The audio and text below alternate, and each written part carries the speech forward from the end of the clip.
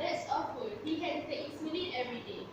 Yeah, but in Malaysia, there are not much of insulin. Guys, be easy. Just a small matter. We have Chincloni.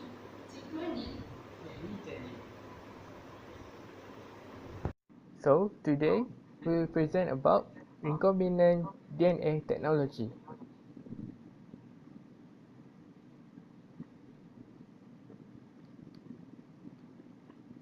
So what does it mean?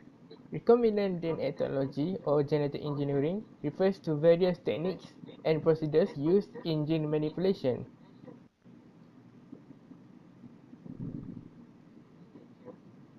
In nature, some examples of DNA recombinant is crossing over of homologous chromosome, fertilization when two gametes fuse, and mutation.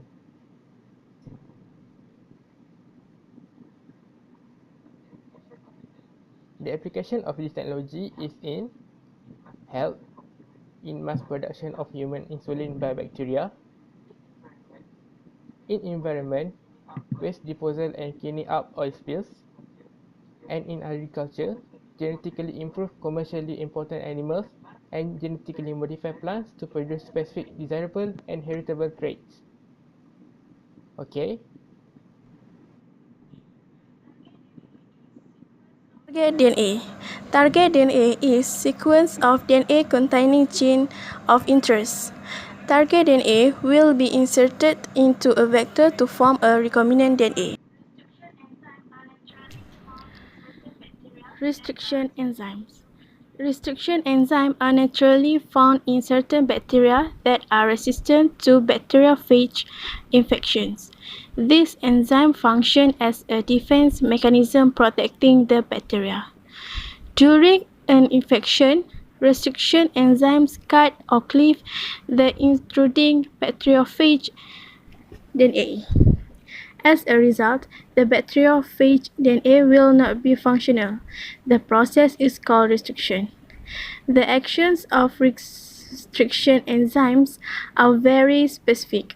That is, a particular restriction enzyme identifies a specific base sequence known as a restriction site and cuts the DNA at a specific point between two nucleotides in the site. Different restriction enzymes cleave at different base sequences. The restriction site is a sequence that consists of the same 4 to 8 nucleotides on both DNA strands, but arranged in opposite directions. The sequence is said to be palindromic. For example, the restriction enzyme EcoR1 recognizes the sequence GATTC. A row indicates cleavage point. Most restriction enzymes cut DNA sequence in a staggered way. This results in DNA fragments with unpaired base at the ends. These ends are called sticky ends.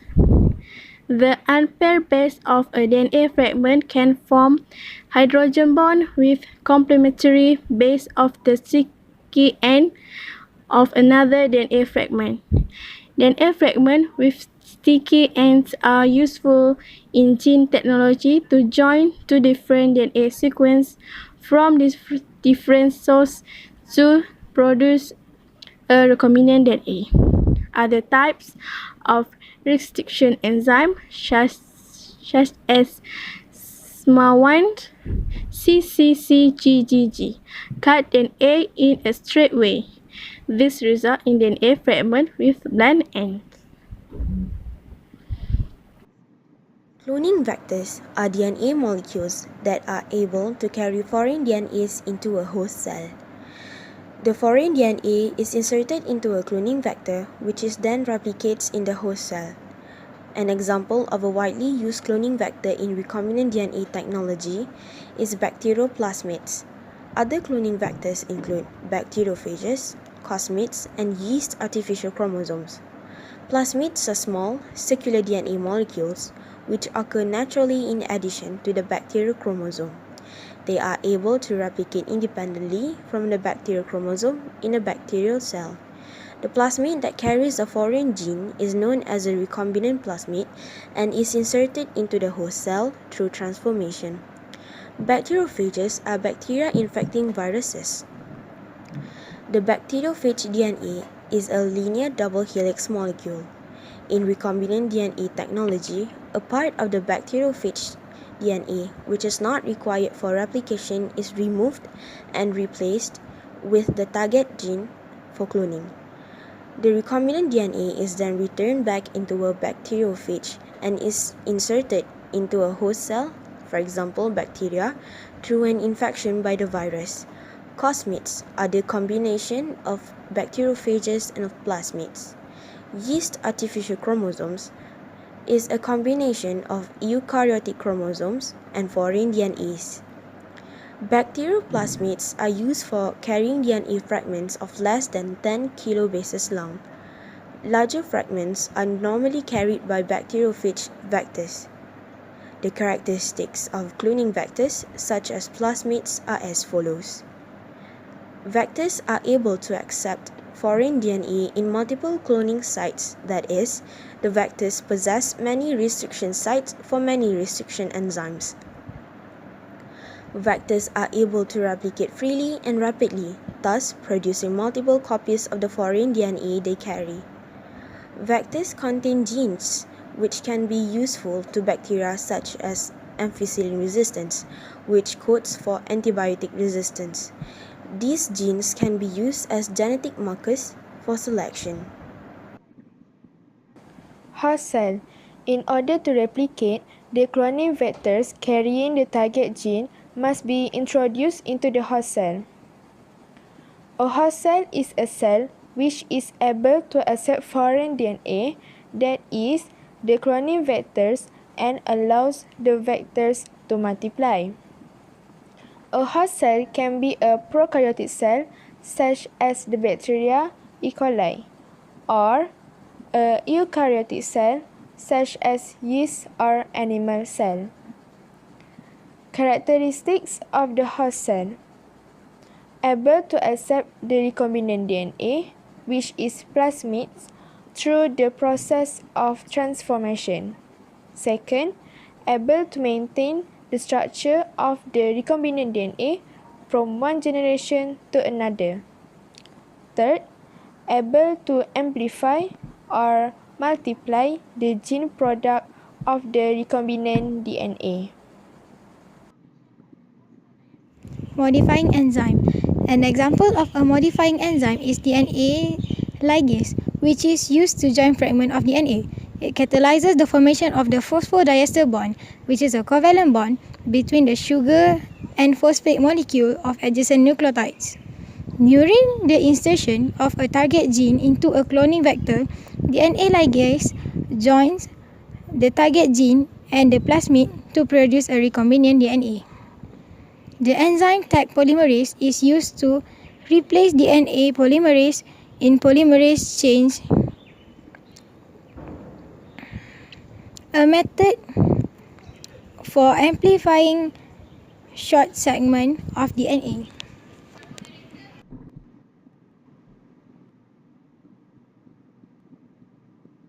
Step 1. Isolation of the target gene. The target gene can be isolated using two methods, that is, by cutting the gene from complete chromosome using restriction enzymes, or by producing a complementary DNA, cDNA.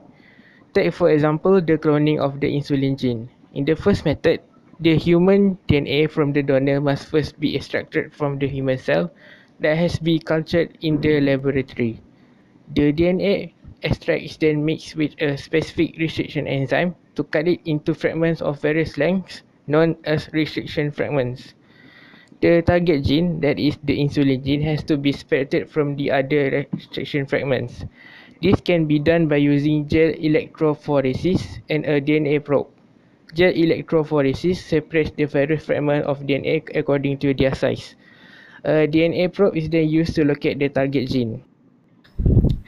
The target gene is then inserted into vector such as plasmid or bacteriophage DNA, resulting in recombinant DNA, combination of DNA from two sources. The cloning vector used, for example, bacterial plasmid, possess marker genes such as AMPR and LAGZAC. The AMPR gene makes E. coli resistant to the antibiotic ampicillin, and the LAGZAC gene codes for the synthesis of beta-galactosidase, an enzyme which can hydrolyze lactose as well as X-gel, a similar synthetic molecule. The LAGZAC gene sequence contains a restriction site for a specific restriction enzyme. If the target gene is inserted within the restriction site, then the LAGZAC gene will not function. The bacterial plasmids, which have been isolated from bacterial cells, must be mixed with the same restriction enzyme used to cut the DNA molecule during isolation of the targeted gene. This is to produce the same sequence of sticky ends. The plasmids, which are now in the form of open rings with sticky ends, are mixed with fragments of the target gene. The exposed base on the sticky ends will attract the complementary base of the other sticky ends and form hydrogen bonds. The DNA fragments are then joined by enzyme DNA ligase, which forms covalent bonds between nucleotides to produce recombinant plasmid. As a result, two types of plasmid are produced. Plasmids that do not carry the target gene due to the reannealing of their own sticky ends, non-recombinant plasmid. Recombinant plasmid which carry the target gene. Transformation. The introduction of vector into a host. The plasmids carrying the target gene must be introduced into a host cell, for example, bacteria E. coli, through transformation. The mixture of two types of plasmids is mixed with E. coli in a medium containing a calcium chloride. Only a small amount of the bacteria will take up plasmids from the medium, and from this, a lesser amount will contain the recombinant plasmid. This will result in three types of bacteria. A. Bacteria that do not take up any plasmid. B. Bacteria that take up non-recombinant plasmids. And C. Bacteria that take up recombinant plasmids. Following the introduction of the recombinant plasmids, the bacteria E. coli are cultured in a medium containing ampicillin and the sugar X-gall. The transformed E. coli, which have taken up plasmids, will be able to grow and form colonies on the medium because they are resistant to ampicillin.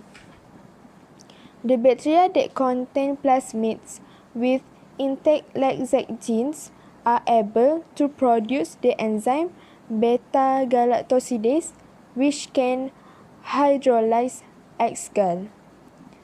This will produce a compound which makes the colony blue. The bacteria which contain recombinant plasmids will form white colonies because the LAGZAC gene is not functional. The white colonies with recombinant plasmids are then cultured on a large scale. Okay, that's all from us today. Thank you for watching. Hope you enjoy it. Bye!